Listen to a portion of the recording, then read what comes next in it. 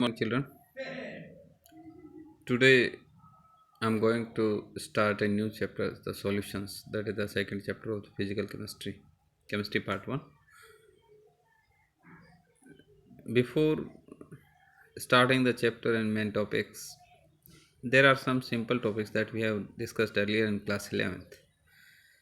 These are as the name that solutions, and we had some experiments in the chemistry and lab, that how to prepare the solutions and what amount of material is required to prepare a particular strength of solution. Children, coming to the topic, see the term about the solution. We have studied in class 10th that solutions are of three types on the basis of size of the particles: true solution, colloidal solution,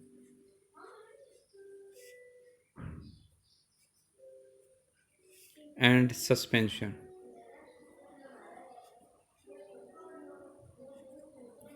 These three type of solutions generally we have studied in class 10th, and even I have already mentioned in the class 11th. But see again, true solutions are the homogeneous. Homogeneous means we cannot differentiate the two different phases, but the suspension and colloidal solution are heterogeneous. Heterogeneous means two different stages or different part can be separated or can be identified very easily. So uh, in this chapter we will discuss about the true solutions, and the another part, the colloidal solution, is already a chapter is given, chapter number 6, that is the colloidal property of the particle, that we will discuss in that chapter. Okay, so coming to the true solutions, that means the true solutions are homogeneous setup having the two parts, that is solute plus solvent. Two components are there. Okay, and solute and solvent define the nature of the solution. Solvent have more amount and solute have less amount of substance,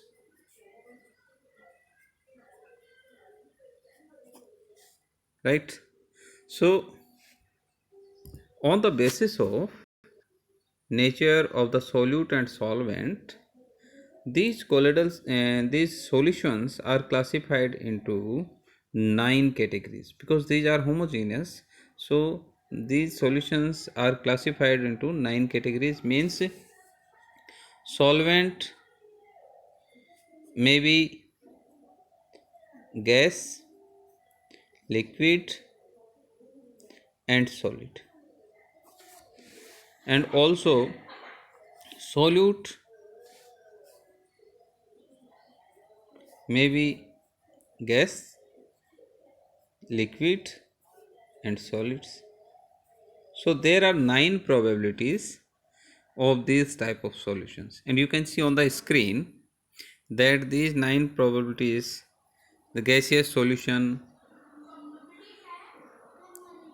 liquid solution, solid solutions, and these are the types. Okay, coming to the solutions, see, in the gaseous solutions, the gas solute and gas is solvent. So means two physical states are the gases, and the great example, that is the mixture of oxygen and nitrogen or air, you can say. Another example, solute is liquid, solvent is gas, and that is the example chloroform mixed in nitrogen gas. And then solute is solid, solvent is gas, and camphor in nitrogen gas is the example. Okay, like that, liquid solutions, solute gas, solvent liquid, oxygen dissolved in water, carbon dioxide dissolved in water. These are the example. Then liquid dissolved in liquid. These are the ethanol dissolved in water. We cannot identify other if this is ethanol and water. And then solid is solute, liquid, and you can say glucose dissolved in water, salt dissolved in water. Actual में and if you see the true solutions means we cannot identify. Whenever we add the salt or sugar, then solution become transparent. It's very tough to identify other without testing it. Why we can't say, we cannot say that it is something is mixed in water. Okay, now solid solutions means solute gas, solvent solid, solution of hydrogen in palladium, platinum, nickel. Then solute is liquid, solvent is solid because the solvent are solids.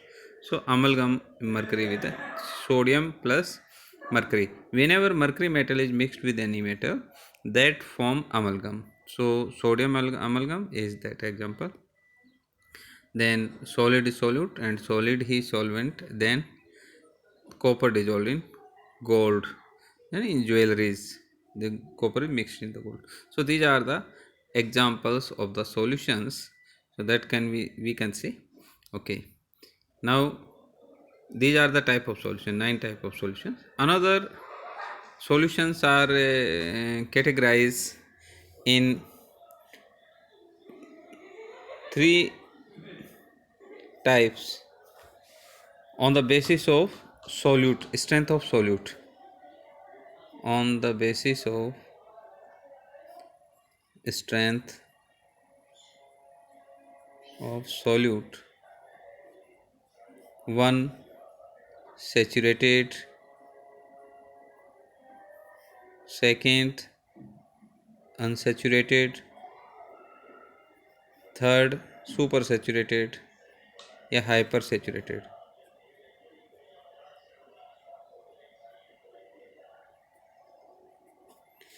Saturated means no more solute can be dissolved at that time.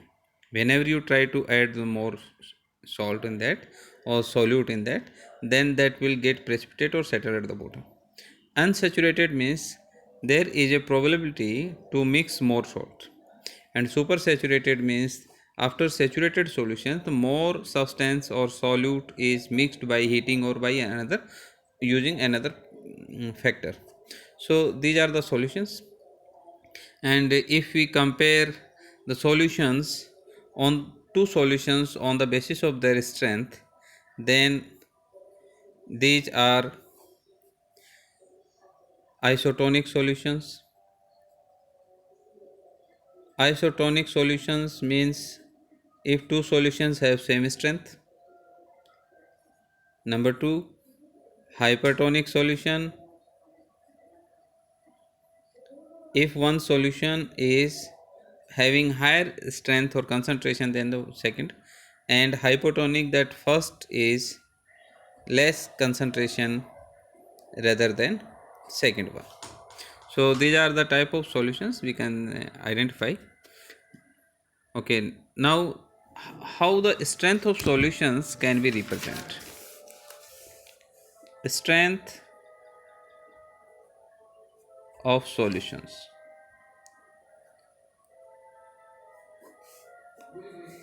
Strength of solutions can be represented by various methods. We have studied in class 11th gram per liter,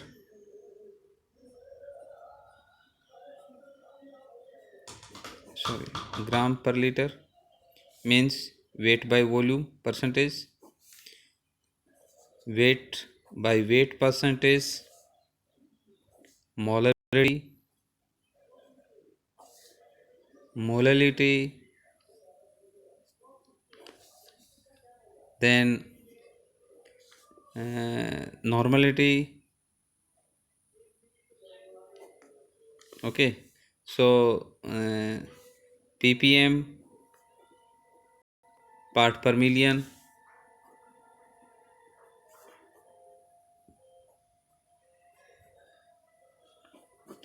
So this is mass by mass percentage, or mass percentage, mass by volume percentage, or you can say weight by volume percentage, also a type of strength. Okay, and we know the molarity and normality and molarity.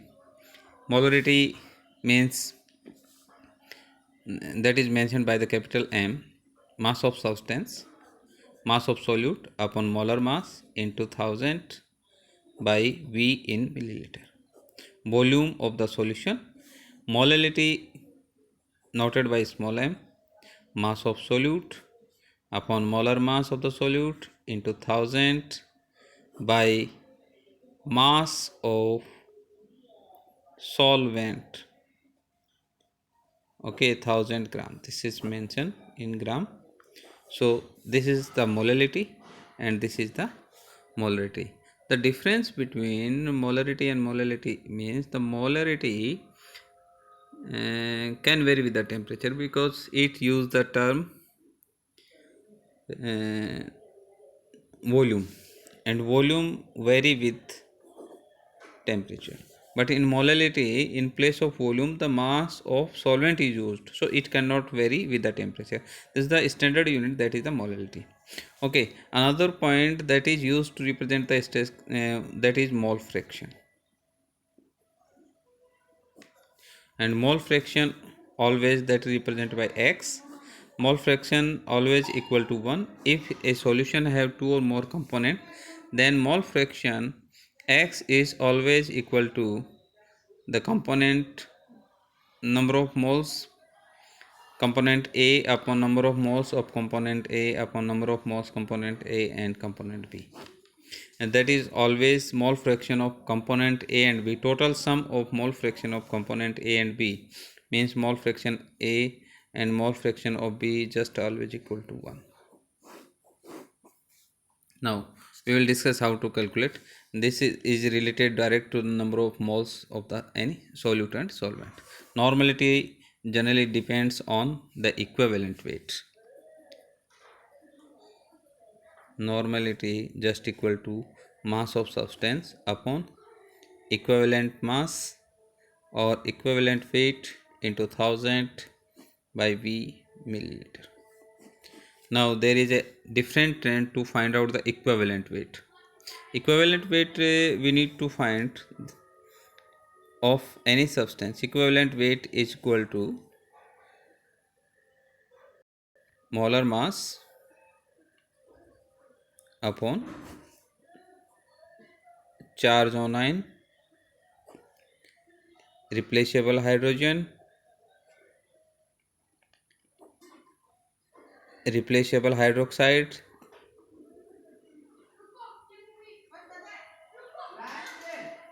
etc. For any ionic salt,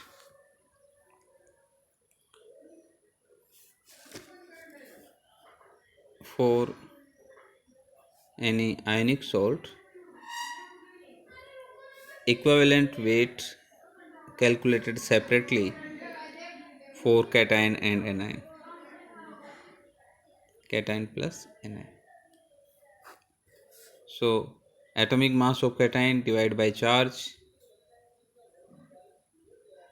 atomic mass or molar mass of cation divided by charge.